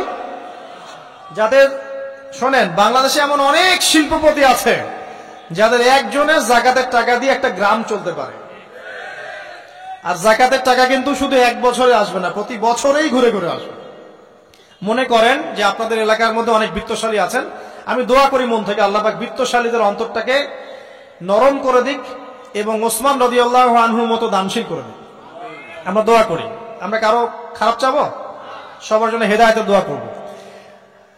টাকা থাকতে তো সমস্যা নাই, কিন্তু টাকা থেকে যদি উসমান রাদিয়াল্লাহু আনহু হতে না পারলাম তাহলে সমস্যা। টাকা থাকতে কোনো সমস্যা নাই, ধন আপনাকে আল্লাহ দিতেই পারে। এই ধনটাকে উসমান গনি রাদিয়াল্লাহু আনহুর মতো আল্লাহর পথে বিতরণ করে দেন, ইনশাআল্লাহ আল্লাহ পাক আপনাকে জান্নাতুল ফেরদৌস দান করবেন ইনশাআল্লাহ। তো অনুরোধ থাকবে, দেখেন, আপনারা যদি একটা এলাকার যাকাত কালেক্ট করতে পারেন, মনে করেন কথার কথা এখানে কিছু মেয়ে আছে যারা খারাপ পথে পা বাড়িয়েছে, আমার কথা বুঝতে পারছেন? আচ্ছা, এরকম পল্লী অনেক জায়গায় আছে না? এক বছরের যাকাতের টাকা দিয়ে সমস্ত পল্লীর মেয়েদেরকে কাজ দেওয়া সম্ভব, কর্মে আনা সম্ভব। ওদেরকে কাজের ব্যবস্থা করে দেন, ওরা কখনোই ওয়ার্কারের কাজ করবে না ইনশাআল্লাহ। কোনো মেয়ে এই কাজ করতে চায় না আমার মতে। কোনো মেয়ে চায় না যে ইজ্জত বিক্রি করে খাবো, কোনো মেয়ে চাবে? কখনো চাবে না। ওকে আপনি ভালো কাজের ব্যবস্থা করে দেন এই যাকাতের টাকা দিয়ে, দেখবেন ইনশাআল্লাহ সে ওই খারাপ পথ ছেড়ে দিয়েছে। অনেক দেখবেন দরিদ্র মানুষ আছে যে পড়াশোনা করার কোনো সুযোগ নাই, টাকা পয়সা নাই, পড়াশোনা করতে চায় কিন্তু টাকা পয়সা নাই, দিনের জ্ঞান অর্জন করতে চায়, দেশকে কিছু দিতে চায়, টাকা নাই। তাকে আমরা হেল্প করতে পারি না? পারি। অনেক মানুষ আছে মাদক দ্রব্য বিক্রি করছে, তাকে বুঝান, দিনের হেদায়েত দেন যে ভাই আমি তোমাকে আরো ভালো চাকরি দিব, ভালো ব্যবসা দিব, তুমি ছাড়বা কিনা? বলবো আমি ছেড়ে দেবো ইনশাআল্লাহ। বুঝালে ছেড়ে দেবেন ইনশাআল্লাহ। এই যে মেগা প্রজেক্ট যেটা কথা বলি আমরা, আত্ম উন্নয়নমূলক বলেন, যুব উন্নয়নমূলক বলেন, বা কান্ট্রি ডেভেলপমেন্টের কথা বলেন, এখানে যাকাত একটা বড় শক্তি হতে পারে। তবে এটাকে সুষ্ঠুভাবে কালেক্ট করতে হবে এবং যাকাতের যে 8টা খাত আছে এই খাতগুলোতে সুষ্ঠুভাবে বন্টন করতে হবে। অমুসলিমদেরকেও যাকাত দেওয়া যায়, জানেন? অমুসলিম যদি কেউ থাকে, দরিদ্র, তাকেও যাকাত দিয়ে সহযোগিতা করা যায়। আমরা সহযোগিতা করি না বলেই তো ওই যে চীন থেকে লোকজন এসে সহযোগিতা করে খ্রিস্টান বানাচ্ছে এখন সবাইকে। আরো বাড়বে দিন দিন, দেখেন। আমরা তো সহযোগিতা করছি না। আপনার পাশে আপনার প্রতিবেশী না খেয়ে মারা যাচ্ছে, আপনি যাচ্ছেন না। এখন তো অন্য কেউ এসে যদি সাপোর্ট করে, ও তো তার দলেই ভিড়বে তখন, স্বাভাবিক। এটাই হচ্ছে এখন। আল্লাহ বোঝার তৌফিক দান করুক আমাদের। বাম দিকে মাইয়াতের থাকবে কি ভাই? যাকাত। তারপরে পায়ের দিকে চলে আসবে তার আত্মীয়তার সম্পর্ক রক্ষার ইবাদত, তার এই যে অন্যান্য দান সদকা, তার নফল আমল, তার তাসবিহ তাহলিল, তার কোরআন তেলাওয়াত ইত্যাদি পায়ের দিকে চলে আসবে। এখানে একটা হাদিস এসেছে, সূরাতুল মুলক যে ব্যক্তি রাতের বেলা তেলাওয়াত করবে, কোন সূরা ভাই? তাবারাকাল্লাযী বিয়াদিহিল মুলক ওয়া হুয়া আলা কুল্লি শাইইন কাদির। এই সূরা যে ব্যক্তি রাতের বেলা করে তেলাওয়াত করবে, ইনশাআল্লাহ সূরা মুলক কবরে তার সাথে থাকবে এবং কবর আযাব থেকে সূরা মুলক তাকে বাঁচাবে ইনশাআল্লাহ। আমি বুঝাচ্ছি যে কি অবস্থাটা হবে। এবার দুজন ফেরেশতা মাথার দিক থেকে আসবেন, আসতে চাইবেন, সালাত বলবে এখান দিয়ে আসা যাবে না, এদিক দিয়ে আসা যাবে না। ডান দিক দিয়ে আসতে চাইবেন, এদিক দিয়ে আসা যাবে না। বাম দিক দিয়ে আসতে চাইবেন, যাকাত বলবে এদিক দিয়ে আসা যাবে না। পায়ের দিক দিয়ে আসতে চাইবেন, আমলগুলো বলবে এদিক দিয়ে আসা যাবে না। তখন যাই হোক তারা আসবেন। এটা তাদের, এটা কথা কি? এটা কথাটা হচ্ছে যে সালাতের গুরুত্ব, মানে সে সালাত আদায় করেছে, সে আমার হক আদায় করেছে, আমি তার পক্ষে আছি, এটা পক্ষে বোঝাচ্ছে। রোজা বলবে আমি ওর পক্ষে আছি, তাকে আপনি কোনো শাস্তি দিবেন না, আমি তার পক্ষে আছি। আপনারা দুজন তাকে শাস্তি দিবেন না, আমি যাকাত তার পক্ষে আছি, এটা পক্ষে থাকার কথা। তারপরেও তারা আসবেন, চোখগুলো হবে নীল এবং কালো বর্ণ, নীলাপ চোখের, কালো। মুনকার নাকি? উঠে বসিয়ে দেওয়া হবে। এবার 3টা প্রশ্ন। প্রথমে প্রশ্ন হচ্ছে কি? মান রব্বুক, তোমার রবকে। তখন মুমিন বান্দা বুক ফুলিয়ে বলবে রব্বি আল্লাহ, আমার রবকে আল্লাহ। পৃথিবীতে যে ব্যক্তি আল্লাহর সাথে শিরিক করে নাই, আল্লাহ তাওহীদের উপর থেকেছে এবং তার উপরে মৃত্যুবরণ করেছে, ইনশাআল্লাহ সে ব্যক্তি এর উত্তর নির্দ্বিধায় দিতে পারবে ইনশাআল্লাহ। আর দুনিয়াতে যে বা যারাই আল্লাহর সাথে শিরিক করবে, আল্লাহর সাথে শিরকের পাপে লিপ্ত হবে, ওই অবস্থায় মারা যাবে, তাওহীদের উপর থাকবে না, কোশ্চিন কালেও মান রব্বুক উত্তর দিতে পারবে না। তারপরে প্রশ্ন হয়ে যাবে মা দীনুক, তোমার দিন কি ছিল? মুমিন বান্দা উত্তর দিবে কি? দিন ইয়াল ইসলাম, আমার দিন ছিল ইসলাম। এখানে শুনে রাখেন, পৃথিবীতে যারা ইসলামকে পরিপূর্ণ রূপে পালন করবে তারাই এই উত্তর দিতে পারবে ইনশাআল্লাহ। যারা ইসলামকে ঠাট্টা বিদ্রুপের হাসি তামাশার পাত্র বানিয়েছে, মন চাইলে কিছু করি, মন চাইলে কিছু করি না, সহজগুলো একটু আমল করি, বাকি কিছুর আমল ধারি না, হ্যাঁ, নামাজ পড়ি, সুদ ছাড়তে পারি না, ঠিক আছে, বছর বছর ওমরা করি, এদিকে ঘুষ দুর্নীতি ছাড়তে পারি না, ইসলামকে ঠাট্টা তামাশার পাত্র বানিয়েছে, এরা কোশ্চিন কালে উত্তর দিতে পারবে না মা দীনুক। দিনে পরিপূর্ণরূপে ইসলামে প্রবেশ করতে বলেছেন আল্লাহ রাব্বুল আলামিন। যারা পরিপূর্ণরূপে ইসলামে প্রবেশ করবে এবং ইসলামের প্রতিটা মৌলিক বিধান মেনে চলবে, ইনশাআল্লাহ তারা এর উত্তর দিতে পারবে। এরপরে আসবে তৃতীয় প্রশ্ন। নবী সাল্লাল্লাহু আলাইহি ওয়াসাল্লামকে দেখানো হবে, যখন দেখানো হবে তখন সূর্য যখন ডুবে যায়, যে দৃশ্যটা আমরা দেখতে পারি না, ওই দৃশ্যটা ভেসে উঠবে এবং মুমিন বান্দা অস্থির হয়ে যাবে, বলবে আমাকে ছেড়ে দাও, আমি নামাজ পড়বো। সুবহানাল্লাহ। কারণ তার কাছে মনে হবে যে আসরের ওয়াক্ত হয়ে গেছে, আসরের ওয়াক্ত হয়ে গেছে, আসরের ওয়াক্ত চলে যাচ্ছে, আমাকে নামাজ পড়তে হবে। চিন্তা করেছেন? ওই যে একটা হাদিস আছে না, যে 7 শ্রেণীর মানুষকে আল্লাহ রাব্বুল আলামিন আরশের ছায়া দিবেন, তার মধ্যে এক শ্রেণীর মানুষকে যার অন্তর মসজিদের সাথে ঝুলে থাকে, তার মন মসজিদের সাথে ঝুলেছিল, এই সূর্য ডুবে গেল বলে আমাকে ছেড়ে দাও, আমি নামাজ পড়তে যাব। তখন ফেরেশতারা বলবেন তোমাকে নামাজ পড়তে দেয়া হবে, তবে তার আগে তুমি এর উত্তর দাও। কি উত্তর? এই ব্যক্তির দিকে তাকাও। তখন নবী সাল্লাল্লাহু আলাইহি ওয়াসাল্লামকে দেখানো হবে, সাল্লাল্লাহু আলাইহি ওয়াসাল্লাম দরুদ পড়বেন, বলা হবে যে এই ব্যক্তির সম্পর্কে তোমার কি ধারণা? মান হাযা রাজুলু বুইসা ফীকুম, এই ব্যক্তি কে, যাকে তোমাদের কাছে পাঠানো হয়েছিল? মুমিন ব্যক্তি নির্দ্বিধায় বলে দিবে যে তিনি হচ্ছেন আমার নবী মুহাম্মদুর রাসূলুল্লাহ সাল্লাল্লাহু আলাইহি ওয়াসাল্লাম। দেখুন, পৃথিবীতে যে বা যারাই নবী সাল্লাল্লাহু আলাইহি ওয়াসাল্লামের সুন্নতের উপর আমল করবে, ইনশাআল্লাহ সে তার উত্তর দিতে পারবে। দুনিয়াতে যারা নবীর সুন্নতের 5 পয়সা পরোয়া করছে না, তার আদর্শের 5 পয়সা দাম দিচ্ছে না, তারা কোশ্চিন কালে উত্তর দিতে পারবে না। নাম হতে পারে আব্দুর রহমান, আব্দুর রহিম, নবীর সুন্নতের ধারে না, তারা উত্তর দিতে পারবে না। তো নবীর সুন্নতের গুরুত্ব কত গভীর, এটা আমাদেরকে এখান থেকে বুঝতে হবে। তাই প্রিয় যুবক ভাইরা, মুসলিম ভাইরা, আমাদের জীবনটাকে নবীর আদর্শ এবং সুন্নতে ঢেলে সাজাতে হবে। সকাল থেকে সন্ধ্যা পর্যন্ত প্রতিটা কাজ করবো কার তরিকায়? রাসূলের তরিকা। নামাজ পড়বো তার তরিকায়, রোজা, সিয়াম, হজ, যাকাত, আমল, মুআমালাত, আখলাক সব কার তরিকায়? নবী সাল্লাল্লাহু আলাইহি ওয়াসাল্লামের তরিকা অনুযায়ী ইনশাআল্লাহ। আল্লাহ পাক তৌফিক এনায়েত করুন, আমিন। এবার ফেরেশতা দুজন জিজ্ঞাসা করবেন অবাক হয়ে যে তুমি কিভাবে এটা জানলে, তুমি কিভাবে এই 3টা প্রশ্নের উত্তর দিতে পারলে? কারণ বেশিরভাগ মানুষ তো উত্তর দিতে পারবে না, বেশিরভাগ মানুষই এই উত্তর দিতে পারবে না। কারণ কিয়ামতের মাঠে 1999 জন মানুষ জাহান্নামে যাবে, নাউজুবিল্লাহ। তো এটা কঠিন পরীক্ষা। আল্লাহ রাসূল সাল্লাল্লাহু আলাইহি ওয়াসাল্লাম বলেছেন যে নিশ্চয়ই তোমাদেরকে এখানে পরীক্ষায় ফেলা হবে, আর তোমরা যদি এই পরীক্ষা জেনে তোমাদের মৃতদেরকে দাফন করা থেকে বিরত না থাকতে, তাহলে আমি তোমাদেরকে শুনিয়ে দিতাম কবরে কেমন পরীক্ষা হয়। মানে যদি আমরা শুনতে পারতাম যে কবরে কেমন পরীক্ষা হয়, আমরা ভয়ে আমাদের মৃতদেরকে দাফন পর্যন্ত করতাম না। এটা নবীজি বলছেন সাল্লাল্লাহু আলাইহি ওয়াসাল্লাম। তাকে জিজ্ঞাসা করা হবে যে তুমি কিভাবে জানলে এটা? বেশিরভাগ মানুষ তো পারে না উত্তর দিতে। তখন সেই ব্যক্তি বলে বসবে, সেই ব্যক্তি বলবে যে করাতু কিতাব আল্লাহ, আমি আল্লাহর কিতাব এই কোরআন পড়েছি। মুমিন বলবে আমি আল্লাহর কোরআন পড়েছি, ফাআমানতু বিহি, আমি এর উপর ঈমান এনেছিলাম, ওয়া সাদ্দাকতু, এবং সত্যায়ন করেছিলাম। সুবহানাল্লাহ। অতএব দুনিয়াতে যারা দ্বীনের জ্ঞান অর্জন করছে না, কোরআন পড়ছে না, হাদিস পড়ছে না, পড়াশোনার চেষ্টা করছে না, জানার চেষ্টা করছে না, কবরে পার পাওয়া ডিফিকাল্ট আছে। এটা একটা অন্যতম প্রশ্ন। আমরা কিন্তু মনে করি 3টা প্রশ্ন হচ্ছে, আসলে প্রশ্ন হচ্ছে কয়টা? 4টা। 3টার পরে আরো একটা এক্সট্রা। কিভাবে জানলে? তখন উত্তর দিচ্ছে, আমি আল্লাহর কিতাব পড়েছি, ঈমান এনেছি, সত্যায়ন করেছি। সুবহানাল্লাহ।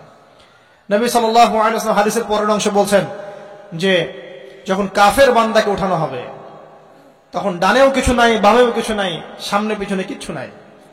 মাথার দিক থেকে ফেরেশতারা চলে আসবেন, উঠিয়ে বসানো হবে, প্রশ্ন করা হবে, কে তোমার রব? একটাই উত্তর, লা আদরি, আমি জানি না।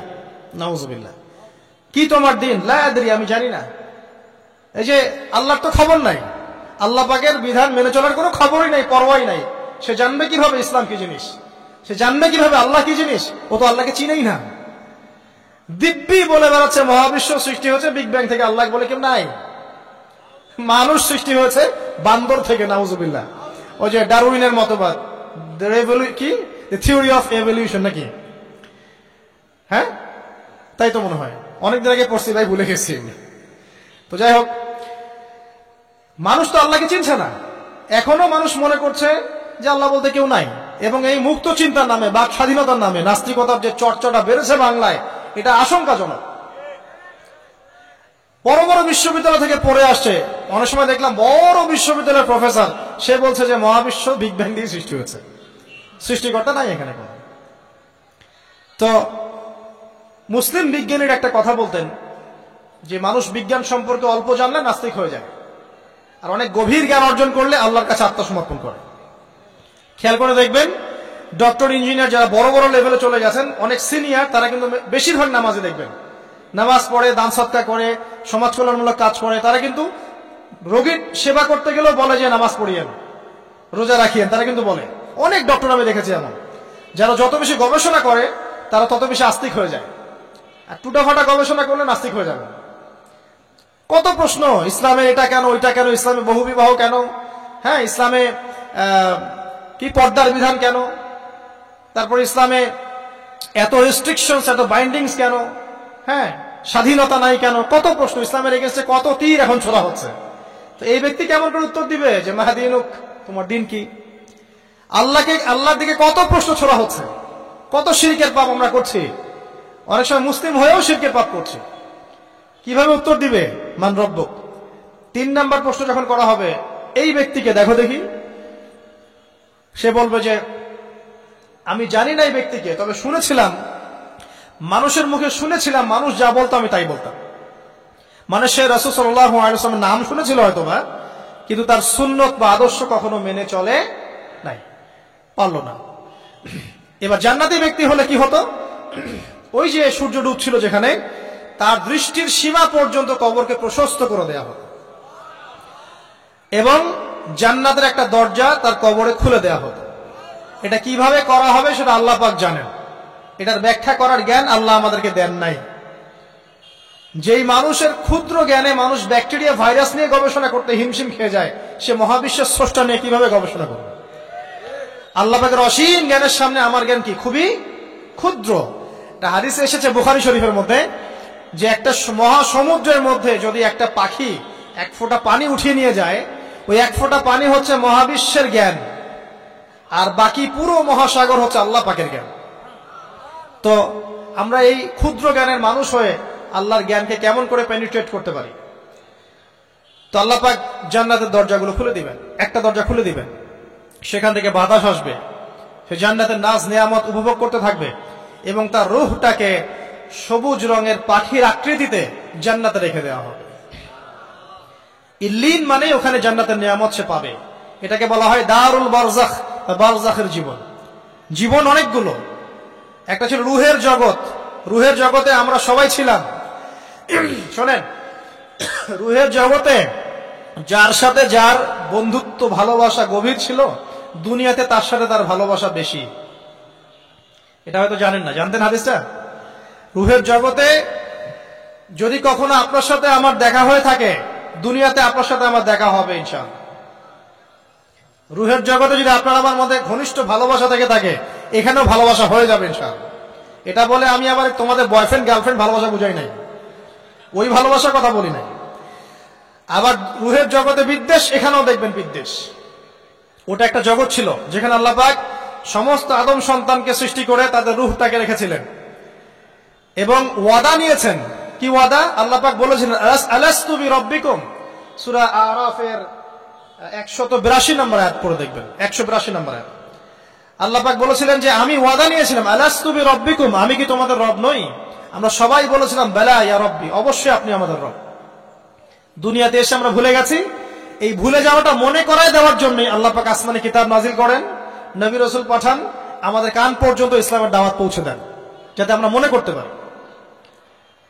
এবার আসেন রুহের জগতের পর আসলাম এই যে দুনিয়ার জগৎ, দারুদ দুনিয়া। দুনিয়ার মধ্যে আছি হয়তো 50, 60, 70, 100 বছর হাইয়েস্ট। এরপর যাবে দারুল বারজাখ, বারজাখের জগৎ। পাপী ব্যক্তি হলে জাহান্নামের দরজা খুলে দেওয়া হবে আর জাহান্নামের সে আযাব ভোগ করতে থাকবে, এবং পুণ্যবান ব্যক্তি হলে জান্নাতের দরজা খুলে দেওয়া হবে এবং এর নাজ নেয়ামত সে ভোগ করতে থাকবে। তখন তাকে বলা হবে এটা জান্নাতের সেই জায়গা যেখানে তুমি থাকবে। এটা দেখার সাথে সাথে, শোনার সাথে সাথে তার যে খুশি, উৎফুল্লতা আরো অনেক বেড়ে যাবে। এবং সে কি করবে জানেন? সে পৃথিবীতে ফিরে আসতে চাইবে। সে বলবে আমাকে আমার পরিবার বর্গকে জানাতে দেন, আমাকে আমার পরিবার বর্গকে জানাতে দেন যে আমি ভালো আছি। তখন ফেরেশতারা তাকে বলবেন যে এটা সম্ভব না, তোমার এবং তাদের মাঝে দারুল বারজাখ আছে, তুমি এটা ভেদ করে যেতে পারবে না। তখন তার আত্মাটাকে ইল্লিনে দেওয়া হবে, একটা সবুজ পাখির আকৃতিতে জান্নাতে ঘুরে বেড়াবে ইনশাআল্লাহ। আর যদি জাহান্নামী হয় তাহলে যে বললাম দরজা খুলে যাবে জাহান্নামের, মর্মান্তিক আযাব তার দিকে আসতে থাকবে, কবর সংকুচিত হয়ে আসবে এমন ভাবে যাতে তার বাম পাজর ডান পাজরের ভিতরে এইভাবে ঢুকে যাবে, নাউযুবিল্লাহ। এবং এই আযাব চলতে থাকবে ইলা ইয়াউমি ইউবআসুন, পুনরুত্থানের দিন পর্যন্ত। এখন এই যে হাদিসটা আপনারা শুনলেন, এই হাদিসটা ব্যক্তিকেন্দ্রিক নয় কি? এখানে তিনটা বিষয় আপনাকে ফোকাস করতে হবে আমাদেরকে। এক, তাওহীদ, আল্লাহ পাকের তাওহীদ। দুই, রিসালাত, রাসূলুল্লাহ সাল্লাল্লাহু আলাইহি ওয়াসাল্লামের রিসালাত। এবং আখিরাত, পরকাল। এই তিনটা বিষয় খুব স্বল্প কথায় বলছি। দেখুন, তাওহীদ কি? আল্লাহ পাকের একত্ববাদ। এক আল্লাহকে আপনি সৃষ্টিকর্তা মানবেন, রিজিক দাতা মানবেন, পালন কর্তা মানবেন, সন্তান দাতা, ভালো মন্দের মালিক, সমস্ত কিছুর মালিককে আল্লাহ। আল্লাহ আল্লাহ আমাকে বাঁচিয়ে রেখেছেন, আল্লাহ আমাকে মৃত্যু দিবেন, আল্লাহ আমাকে রিজিক দেন, আল্লাহ আমাকে সন্তান দিবেন, আল্লাহ আমার ভালোর মালিক, আল্লাহ মন্দের মালিক, আল্লাহ সমস্ত কিছুর মালিক। এই কনসেপ্ট পরিষ্কার থাকবে, লা ইলাহা ইল্লাল্লাহ পরিষ্কার থাকবে। সমস্ত বিষয় কার পক্ষ থেকে? আল্লাহর পক্ষ থেকে। তাওহীদ, সংক্ষিপ্ত কথায় বললাম তাওহীদ। এর মধ্যে তিনটা ক্লাসিফিকেশন আছে, রুবুবিয়্যাত, উলুহিয়্যাত, আসমা ও সিফাত। এটা আপনারা কিতাবুত তাওহীদ বই থেকে পড়ে নিয়েন। সংক্ষেপে বলে দেই, রুবুবিয়্যাত আল্লাহ পাকের সমস্ত বিষয়গুলো তার দিকে সম্বন্ধ করা, সৃষ্টিকর্তা, পালনকর্তা, রিজিক দাতা সবকে আল্লাহ। উলুহিয়্যাত কি? দুনিয়াতে এসেছি আল্লাহ পাকেরই দাসত্ব করতে হবে, অন্য কারো দাসত্ব চলবে না, তাওহীদ উলুহিয়্যাত। আসমা ও সিফাত কি? আসমা সিফাত মানে হচ্ছে আল্লাহ পাকের নাম গুণাবলীগুলো আছে, আল্লাহ পাক রহমান, আল্লাহ পাক রহিম, আল্লাহ পাক রাজ্জাক, হ্যাঁ, আল্লাহ পাক গফুর, আল্লাহ পাক শদীদুল ইকাব, সমস্ত গুণাবলী কার? আল্লাহ। এই হলো আসমা ও সিফাত। আল্লাহ পাক যেমন, আল্লাহ পাক তেমন, আল্লাহ পাক নিজের মতো, কারোর সাথে তুলনীয় নন। হুয়াল্লাহু আহাদ, একক। আল্লাহুস সামাদ, তিনি অমুখাপেক্ষী। লাম ইয়ালিদ ওয়া লাম ইউলাদ, তিনি জন্ম দেননি, জন্মিতও নন। ওয়া লাম ইয়াকুল লাহু কুফুয়ান আহাদ, তার সমতুল্য আর কিছুই নাই। আল্লাহ থেকে সবকিছু হয়, এটাই হলো তাওহীদ। এখন এর অপোজিশন কি? শিরক। তাওহীদের বিরুদ্ধে গেলে কি হয়ে যাবে? শিরক। কেউ যদি মনে করে যে আল্লাহ ছাড়া কেউ আমাকে জীবন দিতে পারে, আল্লাহ ছাড়া কেউ আমাকে মারতে পারে, আল্লাহ ছাড়া কেউ আমাকে রিজিক দিতে পারে, অথবা আল্লাহ ছাড়া কেউ সন্তান দিতে পারে, আল্লাহ ছাড়া অন্য কারো কাছে কেউ যদি দোয়া করে, আল্লাহ ছাড়া অন্য কারো জন্য নজর মানত করে, আল্লাহ ছাড়া অন্য কারো নামে কসম খায়, আল্লাহর হালালকে হারাম করে দেয়, আল্লাহর হারামকে হালাল করে নেয়, ঠিক আছে? আল্লাহ থেকে শুভ অশুভ আসে না, শুভ আল্লাহর পক্ষ থেকে আসে, অশুভ শয়তানের পক্ষ থেকে আসে, এমনও যদি কেউ মনে করে, শুভ অশুভ দুটোই আল্লাহর পক্ষ থেকে আসে, কিন্তু কেউ যদি মনে করে না শুভগুলো আল্লাহর পক্ষ থেকে, অশুভগুলো শয়তানের পক্ষ থেকে, এমনও যদি মনে করে, শিরক হয়ে যাবে। মুসলিমরা চলাফেরা, মুসলিমরা আল্লাহ ছাড়া অন্য কারো কাছে চাচ্ছে, মুসলিমরা অনেকে কবরে সেজদা করছে, মুসলিমরা অনেকেই মৃত মানুষের কাছে দোয়া করছে, হাতে বালা পরে আছেন, খোলেন না। কেন খোলেন না? ভয়ে, যদি আপনার ক্ষতি হয়। শিরক। মুসলিমরা দেখবেন আগুনের সামনে মাথা নত করছে। মুসলিমরা এখন মেডিটেশন করে, ধ্যান করে। মুসলিমরা জিনকে তাবে করতেছে। অনেক সময় দেখা যায় মুসলিমরা জাদু করতেছে, জাদুবিদ্যা, কুফরি কালাম করছে না, করছে। সবই শিরক, সবই শিরক। মুসলিমরা দেখবেন আল্লাহর হালাল যেগুলো আছে এগুলোকে হারাম করে ফেলছে, আবার অনেক সময় আল্লাহর হারামগুলোকে হালাল করে নিচ্ছে। সুদ কি ভাই? এখানে ফরজ, হালাল করে নেওয়া হয়েছে। মদ কি? তোমাদের কাছে তো ওয়াজিব, না খাইলে ঘুম হয় না। তো এই যে আল্লাহ হারামগুলোকে কি করছি আমরা? হালাল করে ফেলছি, এটাও শিরক, কুফরি একটা। তো এক কথায় তাওহীদের উপর যারা থাকবে মান রব্বুক উত্তর দিতে পারবে ইনশাআল্লাহ। যারা শিরক করে ফেলবে ওই অবস্থায় মারা যাবে, মান রব্বুক উত্তর দিতে পারবে না। আমার কথা কি বোঝা যাচ্ছে? আমি সহজ করার চেষ্টা করছি কিন্তু হয়তো পারছি না, এটা আমার ব্যর্থতা। এক কথায় যদি আমরা কবরের প্রথম প্রশ্নের উত্তর দিতে চাই তাহলে আমাদেরকে অবশ্যই তাওহীদের উপর থাকতে হবে, শিরকে যাওয়া যাবে না। প্রিয় ভাইরা, শিরকের পাপ থেকে আজকে তওবা করে ফেলবেন। আল্লাহ জেনে না জেনে জীবনে যত শিরক করেছে আল্লাহ মাফ করে দাও, আমিন। এবং আগামী দিনগুলোতে শিরকের পাপে লিপ্ত হয় না।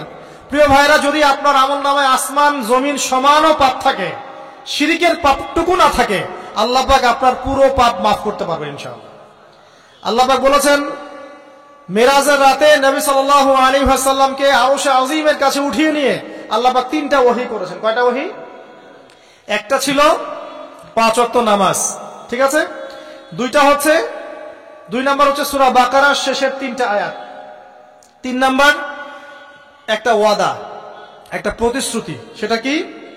হে মুহাম্মদ সাল্লাল্লাহু আলাইহি ওয়াসাল্লাম, তোমার উম্মতের মধ্যে কেউ যদি আসমান জমিন সমান পাপ নিয়ে আমার সামনে হাজির হয় কিন্তু আমার সাথে কাউকে শরীক না করে, শিরক না করে, তাহলে আমি আল্লাহ তার সামনে আসমান জমিন সমান ক্ষমা নিয়ে হাজির হব, মানে মাফ করে দেওয়া হবে ইনশাআল্লাহ।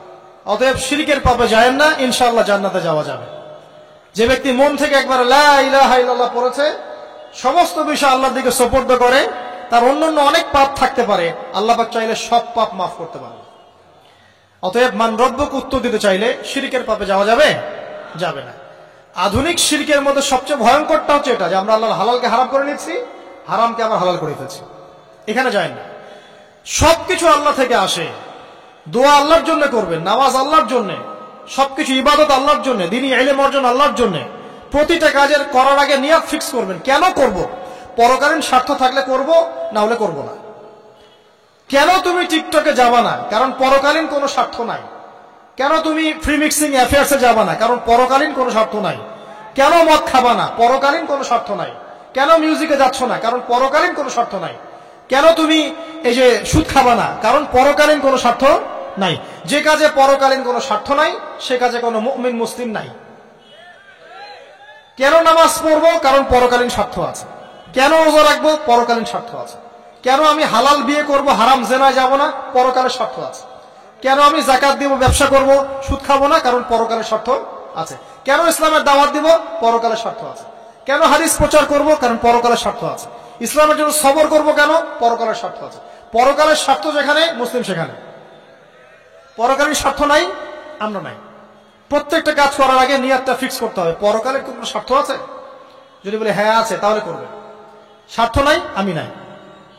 কোন ফুজুল কি বাত বা ফাহেসা কোনো কাজ, এসব কাজে আমরা নাই, বিকজ এগুলোতে কোনো পরকালীন স্বার্থ নাই। ব্যাস, আমাদের জীবনের প্রতিটা মোমেন্ট, প্রতিটা সেকেন্ড আল্লাহর দেয়া দান। আমি নিজের ইচ্ছা মতো এটাকে অপব্যয় করতে পারি না। হ্যাঁ, আপনি মিউজিক শুনতে চান, আপনি সং পছন্দ করেন, আপনি নাশিদ শোনেন, ইসলামিক নাশিদ শোনেন, ওখানে আপনার ঈমান একটু দীপ্ত হবে, পরকালীন স্বার্থ আছে। আপনি নিজের যৌন চাহিদাকে দমন করতে পারছেন না, হালাল ভাবে বিয়ে করে নেন। বিয়ে করার পর আপনি যত ইচ্ছা স্ত্রীকে মহব্বত করেন, প্রত্যেকটা মহব্বতে নেকি পাবেন। এমনকি স্ত্রীর দিকে নেক নজরে তাকাবেন, তাতেও নাকি। তার মুখে খাবার তুলে দেবেন, তাতেও নাকি। তার হাত ধরে হাঁটবেন, তাতেও নাকি। তাকে নিয়ে রাতে চাঁদ দেখবেন, তাতেও নাকি। আপনি আপনার নিয়তটাকে চেঞ্জ করেন, কাজের ডাইরেকশন চেঞ্জ করেন। পরকালের স্বার্থ থাকলে করবো, না হলে করবো না। আপনি পছন্দ করেন ঘুরে বেড়াতে, আল্লাহর দ্বীনের দায়ী হয়ে ঘুরে বেড়ান না, সমস্যা কি? আল্লাহর জমিন ঘুরে দেখেন, এইসব অবান্তর কাজে লিপ্ত না থেকে আল্লাহ পাকের নিদর্শনগুলো ঘুরে দেখেন, আপনার ঈমান বাড়বে ইনশাআল্লাহ। আপনার সংস্কৃতি ভালো লাগে, ইসলামিক সংস্কৃতি মেনে চলেন। আপনি কবিতা লিখতে ভালোবাসেন, ইসলামিক কোন কবিতা লেখেন। আপনি উপন্যাস পড়তে ভালোবাসেন, ইসলামিক কোন উপন্যাস পড়েন। আমি বলছি না এগুলোর বাইরে কোনো পড়াশোনা করা যাবে না, এমনটা আমি কিন্তু বলছি না। আমি বলছি আপনি আপনার পুরো কাজটাকে আগে ফিক্স করবেন পরকালের কোনো স্বার্থ আছে কি নাই। যদি হ্যাঁ দেখা যায় হ্যাঁ পরকালের স্বার্থ ঠিক আছে, অবশ্যই করেন, কোনো সমস্যা নেই, আল্লাহ পাক বোঝার তৌফিক দান করবেন। তো দেখুন প্রিয় ভাইরা, শিরকের পাপে যাওয়া যাবে না। এই শিরকের পাপ না থাকলে আমল নামায় ইনশাআল্লাহ আমরা জান্নাতে যাব এবং কবরের উত্তর দিতে পারবো ইনশাআল্লাহ। মান রব্বুক, উত্তর পাস ইনশাআল্লাহ। তারপরে কি? মা দীনুক। এক কথায় ইসলামের অনেক বিধিবিধান আছে, নামাজ, কালিমা, সওম, যাকাত, হজ সব আছে। আমর বিল মারুফ, নাহি আনিল মুনকার, পিতামাতার খেদমত, প্রতিবেশীর অধিকার, স্ত্রীর অধিকার, তারপরে সন্তানদের অধিকার, যাকাত সবকিছু আছে। এখন যদি ইসলামের কিছু অংশকে মেনে নেন, কিছু অংশকে না মানেন, এটা কিন্তু কুফরি। ইসলামের কিছু অংশকে মানছেন, কিছু অংশকে মানছেন না, এটা কিন্তু কুফরি। ইসলামের পরিপূর্ণ বিধানটাকে যদি মেনে চলেন ইনশাআল্লাহ আযজা ওয়া জাল আপনি মা দীনুক উত্তর দিতে পারবেন। আপনি আমল করতে পারেন না পারেন, মনে করেন আপনি আমল করতে পারছেন না, কিন্তু আপনি আকীদা পোষণ করছেন যে হ্যাঁ ইসলামে যা আছে আমি সবকিছু মেনে চলি, কিন্তু হয়তো আমল করতে গিয়ে আমি পারছি না। আমি হয়তো নামাজ 5 ওয়াক্ত পড়তে হয়, আমি জানি, আমি মানি, কিন্তু আমার মাঝে মাঝে মিস হচ্ছে, মাঝে মাঝে আমি জামাত মিস করে ফেলছি। আপনি মানেন যে সওম রাখতে হয়, মাঝে মাঝে আপনার সওম মিস হয়ে যাচ্ছে, কিন্তু আপনি বিশ্বাস করেন যে হ্যাঁ আপনি সওম রাখতে হয়, আপনার আকীদা ঠিক আছে। আপনি যাকাত দেন নাই এতদিন, কিন্তু আকীদা রাখেন হ্যাঁ দিতে হয়, আমি সুযোগ পেলে দিয়ে দিব। এই যে কনসেপ্টটা ক্লিয়ার রাখা যায় না, ইসলামের বিধানগুলো প্রতিটা আমি মানি মন থেকে, হয়তো আমল করতে গিয়ে আমি পেরে উঠতেছি না বা হয়ে উঠছে না। ইনশাআল্লাহ একদিন না একদিন আল্লাহ পাক আপনাকে তৌফিক দিবে ইনশাআল্লাহ, আল্লাহ পাক তৌফিক দান করুক। কিন্তু কনসেপ্ট যদি ক্লিয়ার না থাকে যে আমি কিছু অংশ মানি কিছু অংশ মানি না, এটা ইসলাম হলো না। উদখুলু ফিস-সিলমি কাফা, পরিপূর্ণরূপে ইসলামে প্রবেশ করেন। দিদি বোন অনেকে আছে পর্দা হয়তো করতে পারছে না, কিন্তু মনে করে, বিশ্বাস করে যে হ্যাঁ পর্দা করতে হয়, এটা ফরজ। ইনশাআল্লাহ আল্লাহ চাইলে ওকে একদিন তৌফিক দিবে ইনশাআল্লাহ। হয়তো এখন মুখ খোলা আছে, হয়তো বা আগে গেঞ্জি টি শার্ট পরে ঘুরতো, এখন সেলোয়ার কামিজ পরছে, ঢিলে ঢালা জামা পরছে, এখনো বোরখা পরছে না। ওকে তুচ্ছ তাচ্ছিল্য করার দরকার নাই আপাতত, ওকে আরো বুঝান, আরো নরম হন, আরো বুঝিয়ে সুঝিয়ে ইসলামের দিকে আনার চেষ্টা করেন। এতদূর এসেছে, ওই পর্যন্ত যাবে ইনশাআল্লাহ। কারণ ও বিশ্বাস করে হ্যাঁ পর্দা করতে হয়, আমি মানি পর্দা করতে হয়, কিন্তু আমি এখন করতে পারছি না, ইনশাআল্লাহ করবো, আল্লাহ পাক চাইলে তৌফিক দিবেন ইনশাআল্লাহ। তো এই যে বিষয়টা, যে ইসলামকে মনে আগে ধারণ করা, যে না আমি মানি ইসলামের প্রত্যেকটা বিধান ঠিক আছে। চুরি করলে চোরের হাত কাটতে হয়, ইসলাম বলেছে। ডাকাতি করলে শাস্তি আছে। জেনা যদি কেউ করে 100 বেত্রাঘাত, মদ খাইলে 40টা বেত্রাঘাত, ব্যভিচার যদি করে কেউ, এই পরকীয়া করে বিবাহিত ব্যক্তি, রজম। এগুলো কেসাস, একজন একজনকে হত্যা করলে তাকেও কেসাস করতে হয়।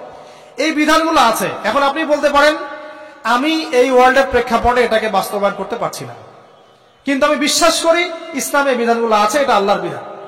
ইনশাআল্লাহ আপনি মাফ পেয়ে যাবেন, ইনশাআল্লাহ আল্লাহ চাইলে আপনি মাফও পেয়ে যাবেন।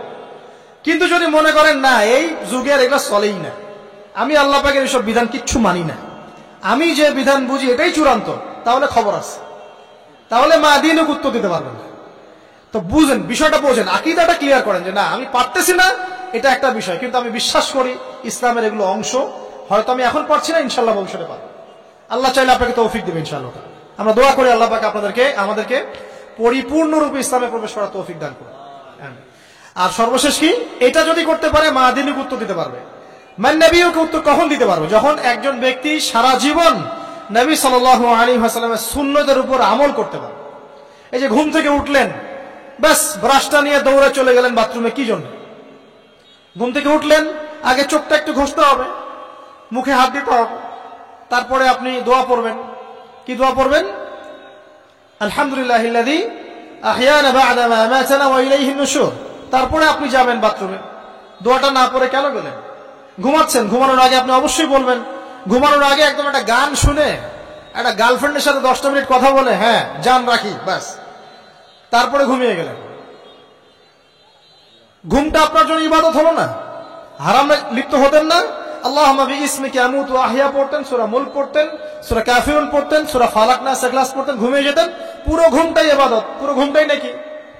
ঘুমিয়ে আছেন নাকি পাচ্ছেন? আপনি ইচ্ছাকৃতভাবে আপনার আমলটা নষ্ট করলেন। ইস্তেঞ্জা করতে গেছেন, ইস্তেঞ্জা করতে গিয়ে গান শুরু করে দিল বাথরুমে। বাথরুম সিঙ্গার আছে না কিছু? বাথরুমে গান গাওয়ার জায়গা নাকি? তো ওখানে গান শুরু করবেন। বাথরুমে গান গাবেন কেন? আপনি ঢোকার সময় বলবেন কি, বিসমিল্লাহ আল্লাহুম্মা ইন্নী আউযু বিকা মিনাল খুবসি ওয়াল খাবাইস, এরপর ইস্তেঞ্জা করবেন, তারপরে আপনি গুফরানাকা বলে বের হয়ে আসবেন। পুরো ইস্তেঞ্জার সময়টুকু নাকি? নামাজ পড়তে দাঁড়িয়েছেন, এখানে রিয়া কোনো লৌকিকতা থাকবে না, লোকজন আমাকে দেখছে আমি ভালো করে নামাজ পড়ি, এমন থাকবে না। নামাজে দাঁড়িয়েছেন আল্লাহর জন্য খালেস। এখন আল্লাহ আপনার মাঝখানে আর কেউ নাই, আল্লাহ আপনার মাঝখানে আর কেউ নাই। এমনকি যা ইচ্ছা তাই নামাজ পড়বেন? একদল বের হয়েছে এখন দেখি 2 ওয়াক্ত নামাজ পড়ে। তাদের বক্তব্য হচ্ছে যে 5 ওয়াক্ত নামাজ নাকি কোরআনে নাই, আর ওরা খালি কোরআন মানে হাদিস নাকি মানে না।